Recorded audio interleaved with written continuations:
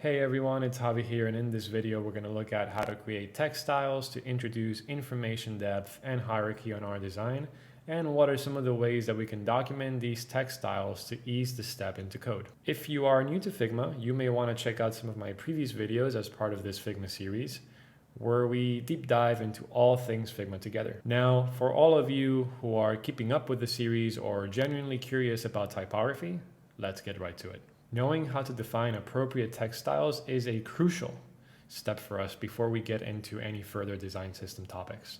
As in previous videos, we're going to go hands-on, and it's related to the Google search experience, but I've decided to refocus our attention to this particular component right here because it seemed like a nice example for the purpose of this video.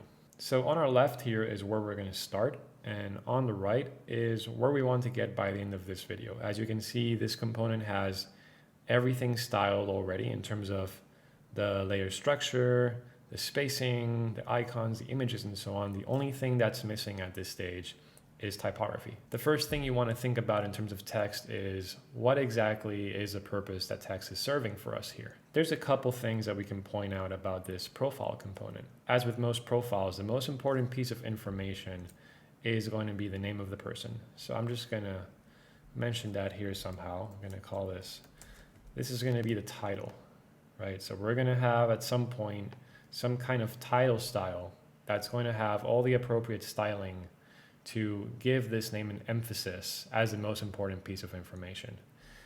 The second piece of styling that we have here is a sort of tagline, right? So in this case, we have Elon Musk, and the tagline here is CEO of SpaceX. So let's just mention that we're going to have some form of tagline style here. It's likely to be some form of secondary content that's not as relevant as the name, but serves as a nice complement of information to know who this person is. Then we've got a description here, right? So this paragraph right here, we're going to call it description. I'm going to move these a little bit to the left. And this is just an exercise for us to get acquainted with the information that we're presented here, to then be able to make some decisions about styling. As you can see, there is multiple lines of information here, and the description in particular is something that if you have something like this, you want to generally optimize for readability. Right now, these lines look very tightly put together, so we're going to assume that at some point we're going to have to introduce some form of styling that is going to allow us to adapt the line height of that particular section, right? And in here we have what we could call properties, right? So we know the title, we know the name of the person, we know the tagline, we know a little bit about the description, and this is just some additional information that is complementary to the profile. And we can see that there are also some sections here that we're probably going to want to highlight as well. And a couple more things to point out, and we can put these here, is that there are generally some links. And these links are mainly going to be this one, right? So there's a Wikipedia link here that I assume that if I were to click that on the browser, it would take me to the Wikipedia page. And there's likely to be a couple more here, like for example, the names of the people that are related to this person. So for example, the partner or past spouses, right? Or even the children might have a particular Google profile. These are all different types of text that we somehow have to figure out what the styling is in order to make it clear that these things are clickable and differentiated from everything else. Altogether, this is what we have. So the first thing we can do is start by looking at this title here and think about what are the ways that we can give it a bit more emphasis. So I'm just gonna give this a little bit of an extra spacing here because I know this is going to get big, right? So I'm going to move this down, knowing that this is a 8 pixel difference. We want to keep that even after we scale this up. And there's a few ways, of course, that you can try to give a little bit more emphasis to important information through typography. Those two ways are mainly changing the font size, right? So I would come down here to my text layer. Now I would, let's say, double this to 30. And then I could come here and change the font weight to medium.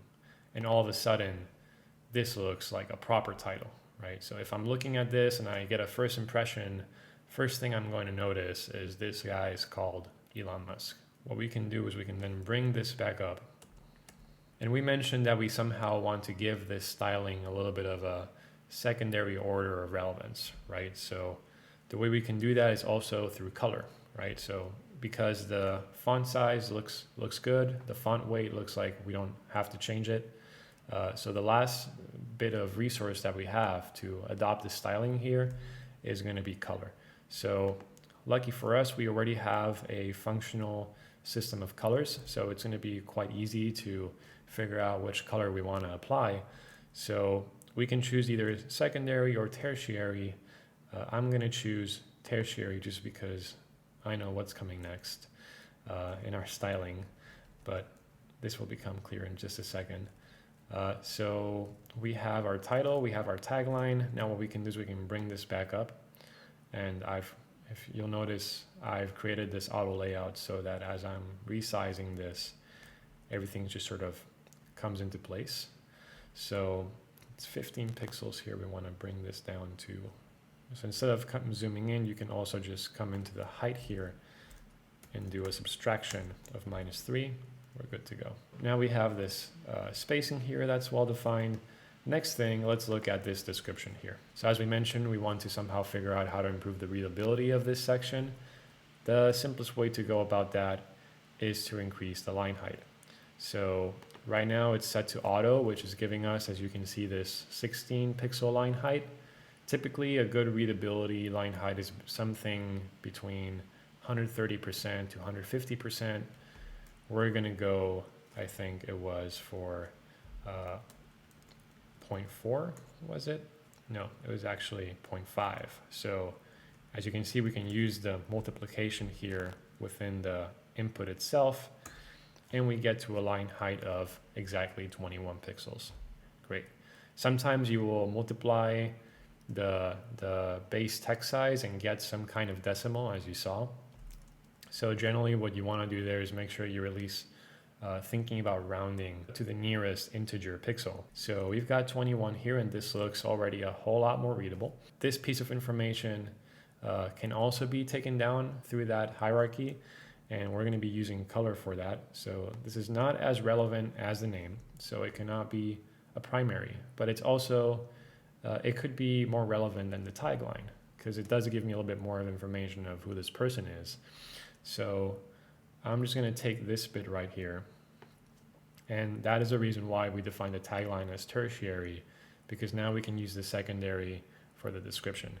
So I'm going to come here and I'm going to say this is going to be a secondary, and while we're here we can also mention that we've got this Wikipedia link, and right now the clearest way we can go about pointing out that this is a link is, well, we already have a functional color token here called link, so that's pretty straightforward. So we're going to use our link, and then all of a sudden this section here looks a whole lot more functional, right? So this is it's a readable paragraph. It's got a nice line height.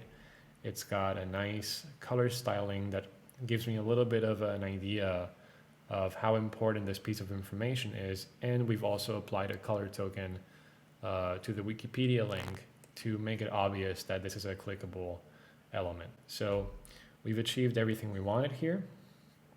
Now let's talk a little bit about the properties before we start to document these things. The first piece that we mentioned was that we wanted to somehow highlight the property titles here. So what we can do is just straight away select these and give it a nice bold styling here to make it very differentiated. And we're using bold here versus medium because here you can see that if we were to take this to bold, it starts to look like a little bit too much. The thing is, there's not a lot of content around it that would make it hard to differentiate. It's already pretty big and bulky, and it has a lot of white space around it, so you don't have to introduce that much font weight to make it differentiated. In the case of the properties, and in this particular element right here, it's going to be surrounded by text, right? Not so much this one because it's the first element, but if we're looking at something like these ones over here, it's pretty surrounded, it's very crowded. So in those scenarios, you may want to think about how to make things even a bit more obvious, right? And that is why we're going for that extra weight. So I'm just gonna go ahead and change these to bold. This is starting to look pretty good. We have a similar situation here with some of these properties regarding the readability. You've got 2 lines of text sometimes. So what we'll do is we'll just say, okay, this is going to be the exact same styling that we applied to the paragraph. We're going to have a 21, and all of a sudden this becomes a little bit more readable. Let's just wrap up this area here by making a couple of these things links as well. And this is going to take a little bit of time because there's a lot of people here. Okay, so we are almost done here. Hopefully I did cut myself and you didn't have to see me go through all of these people applying color styles to them. Now we have everything we wanted, right? So if I remove these and I bring back this one over here, you can see that they are nearly identical, if not the same. So now we're pretty much halfway there, a little bit over halfway. The last thing we have to do is take what we have and put it into reusable textiles on Figma. This piece of styling here seems fairly differentiated. It doesn't seem like we're reusing it anywhere. So I'm just gonna go ahead and come over here to my text area here on the right side. I'm gonna go to the style button, click on the plus, that's how you create a style. And we're gonna give it a name. We're gonna call it title for now. So let's create that style. The moment you create a style, you see that it becomes added here to your text styles menu. So you can see some valuable information straight away. You get an idea of the weight of the font by looking at this icon right here. You get the name of the style that you just defined, and you also get an idea of the font size and the line height. So this is all very important information that we're going to figure out how to improve in our documentation later. For the next piece of styling here, we're going to come over here to our styling and we're going to call this label. Just like we mentioned that here we are reusing sort of the same kind of font for this paragraph right here, and then we're using that same size and line height for other parts of the design. It's very likely that in the future, you're gonna have to use some form of text style that is a 14 pixel size and normal line height. So instead of calling it tagline, you wanna find ways to try to make things a bit more generic so that that styling can be reused across more and more elements. And you don't have to end up with like thousands of styles, each of them for like a very meticulous purpose. That is why I make the differentiation, let's say, between label and paragraph. So I could come here and I could come to the styles and say, okay, we're going to call this paragraph. And now we have 2 clearly differentiated kinds of same font size in this case, but different line height for different sort of generic purposes. By the way, when you are creating this style, it stores stuff like font size, line height, font weight.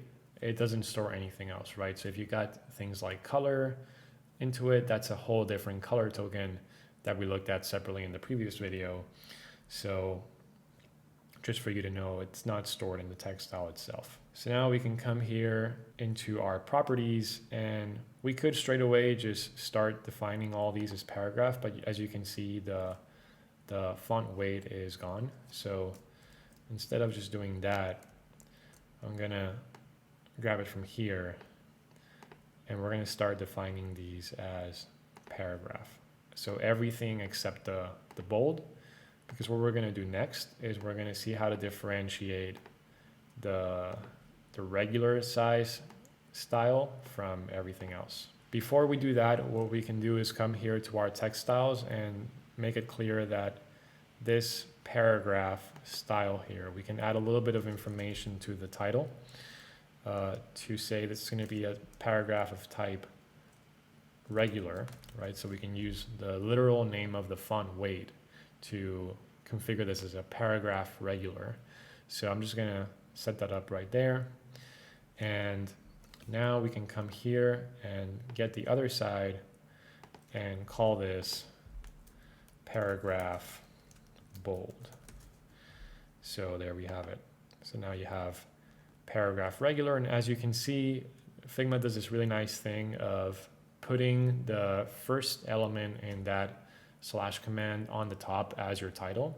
And then any type of paragraphs you have up to one level of sort of indentation from that slash, it's going to put it into a nice menu. That's why we have here regular and bold, and also you get a little bit of a visual to validate that this is what you've got going on. Now is when we're going to introduce that styling to the rest of our properties here, and that's the last one. So now we should see that all of these have appropriate styles. So we can't look at it for any layer that has more than one text style. Figma doesn't give you the sort of all the styles applied. It just tells you there's a bunch of different styles that are mixed. So if you want to double check any kind of styling for that kind of layer, you actually have to dig deep into the layer and see, okay, this is a paragraph regular, that's a paragraph bold. And I think we are pretty much good to go. Now let's look at ways of how to document these text styles on the Figma file itself, other than what Figma provides us by default, to try to ease the introduction into code. So what I generally like to do is, and I'm going to bring this colors area back here just so I can piggyback off the general design to introduce the section on typography as well, is we create a layer here that we're going to call, so I'm going to hold my alt key and drag to create a duplicated version straight away. And I'm going to change this to typography. I'm going to change the title here. And I'm going to erase everything that's related to colors, of course. And I'm going to focus on this bit right here. For this particular piece of documentation, there's a series of information that you want to make sure to highlight in a very obvious way. And those things are going to be, first of all, which font are you using? So in our case, if we are inspecting any of these, you can see that we are using the Roboto font. So I'm going to go ahead and just put that here. Now, Roboto is, it's fine whether you want to put this here or not, because this is a Google font. It's very accessible, but if you're using things like, for example, custom fonts that need a specific way of downloading, or it's going to require the team to have them stored inside your server, then it's going to be pretty important that you be very specific about within that font which particular styles of weight that you're using, right? So but we're going to put this here anyway, so I'm going to call it, going to have the same spacing here to here. So I'm just going to mention it. I'm going to make it a little bit smaller. Let's make it 24. So we can just drop it there, and then the engineering team will know, okay, this is the font that's being applied across all the styles. For this particular component, we have a very simple set of typographic styles. So I'm just going to go ahead and document these first, and then we can talk a little bit about what happens if you were to have a couple more styles across the board. So we can just come here and say, okay, we're going to add this, and we're going to use actually the name of the text style to denote it, and then we're going to use the style itself to make it clear, okay, this is the style that's attributed to title. The information that's crucial about this is going to be, first of all, so let's make it a 8 pixel difference, and we're going to mention in a tertiary style, and I'm just going to make this a little bit tinier using what we already have. I'm going to mention this is going to be a 30 pixel size, and then this is a auto line height. So that's all the crucial information. And we can also include the font weight. So this was medium, right? So there we go. So now it's going to be clear for the team, or the people that are going to be consuming this.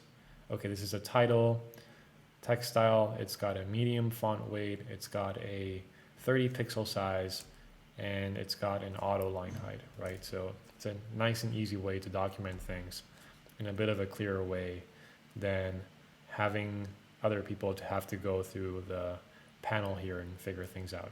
The next piece is going to be defining the rest of our styles, right? So we can change this to label. So I'm just going to call this label, and I'm going to set this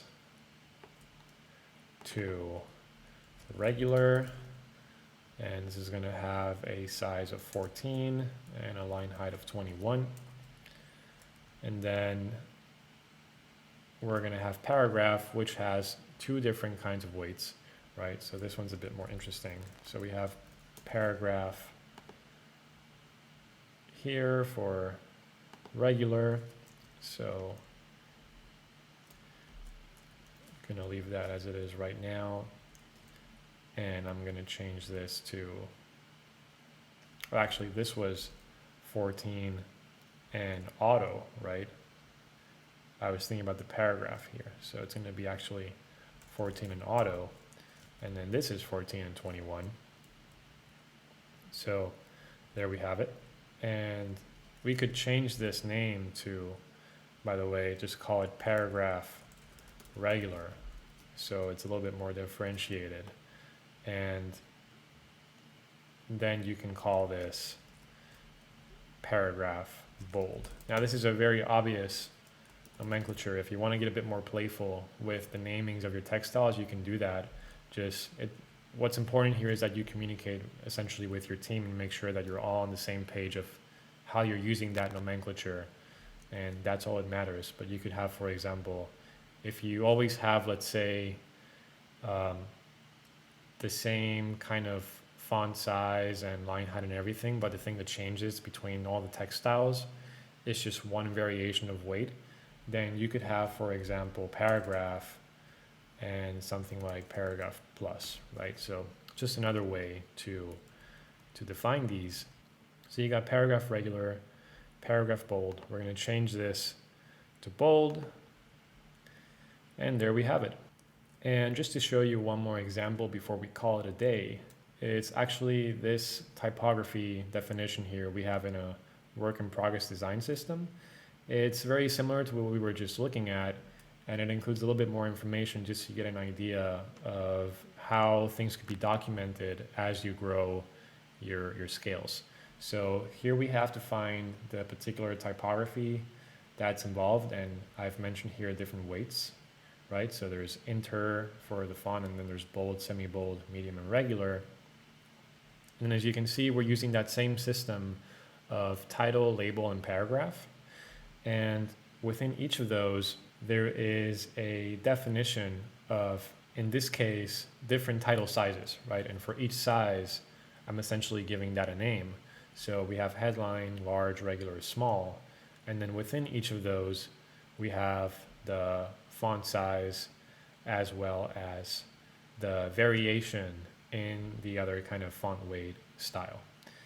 And the reason why I didn't include here the line height is because there's not that much difference in our case for how we use line heights in general. The only difference is between label and paragraph, and ultimately paragraph is the most important text style where we do want to have a clearly defined line height. So what I did instead is I put a note here just to mention that, so that the team knows exactly, okay, this label style and this paragraph style look very similar. Why are we applying to different kinds of styles for each? And okay, they can come here and read the note to see, okay, it's different because it includes a separate kind of line height.